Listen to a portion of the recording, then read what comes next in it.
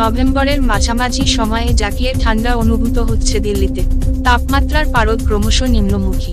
মৌসুম ভবন জানিয়েছে, মরশুমের শীতলতম দিন রাজধানীতে।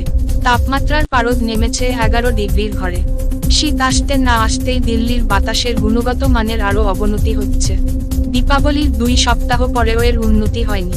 গতকালের তুলনায় আজ পরিস্থিতির আরও অবনতি হয়েছে।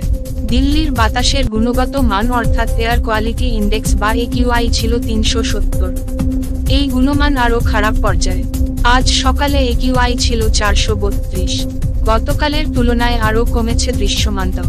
এর ফলে দিল্লির আন্তর্জাতিক বিমানবন্দরে বিমান পরিষেবা ফের ব্যাহত হয়েছে। দেরিতে ওঠানামা করছে অধিকাংশ বিমান। ধীর গতিতে ট্রেন চলাচল করছে। রাস্তাঘাটে যানজটের সৃষ্টিও হয়েছে। ব্যুরো রিপোর্ট, জেলার বার্তা।